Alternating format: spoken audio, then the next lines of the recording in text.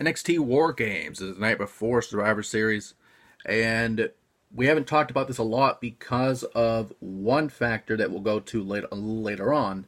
But there are three huge matches on the card so far, so let's get to it. First off, Matt Riddle versus Finn Balor. For those who have not watched NXT over the past 2 weeks because of AEW,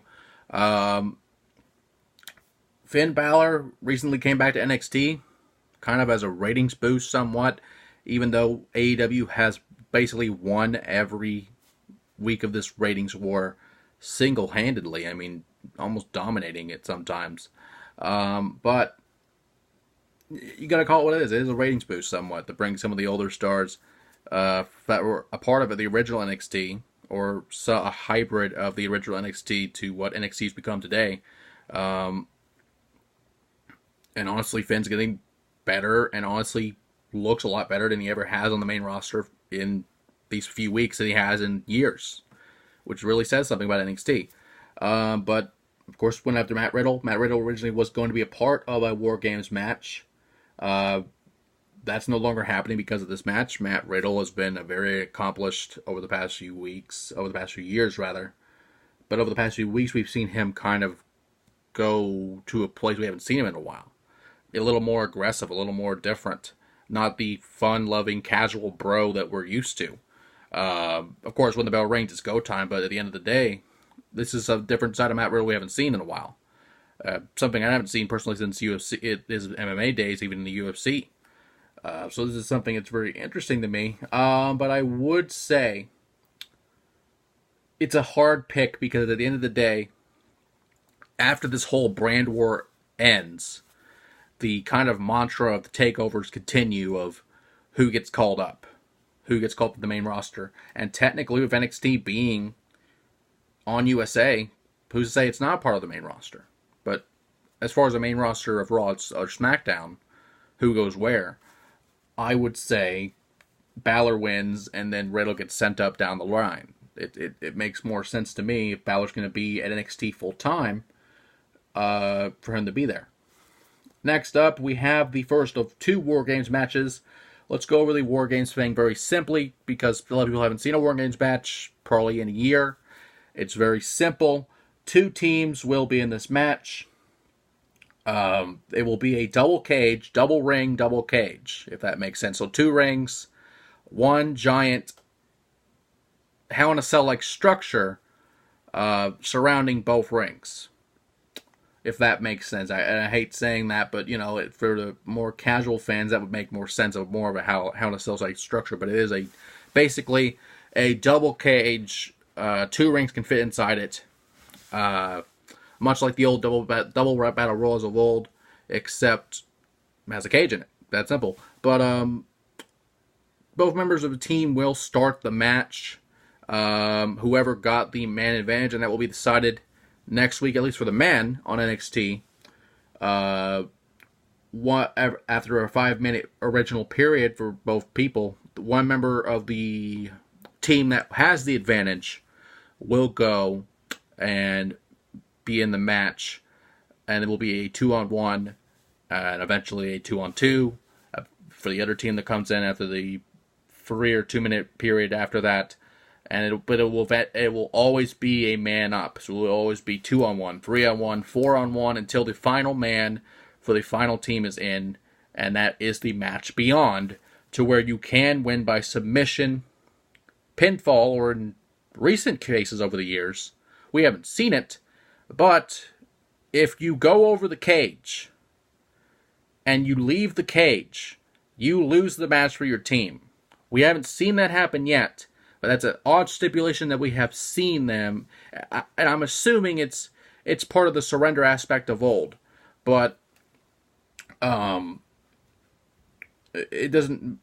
Personally, I don't like it that way. We're never going to see it unless someone actually pushes someone off the cage, which would be crazy. But I don't know.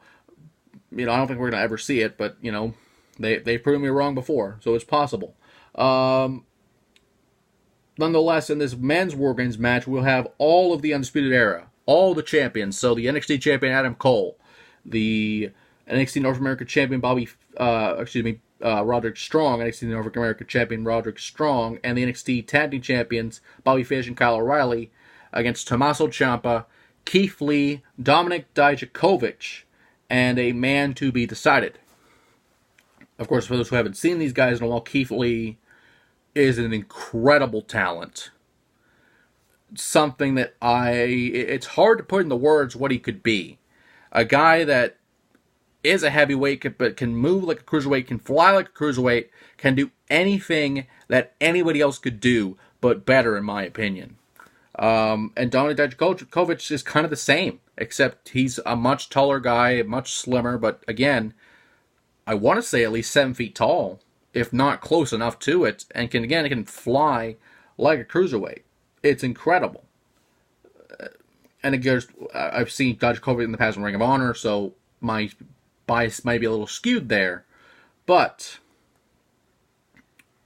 with these guys, this is basically a Ring of Honor showcase, for the most part, because Keith Lee was in Ring of Honor for a short time.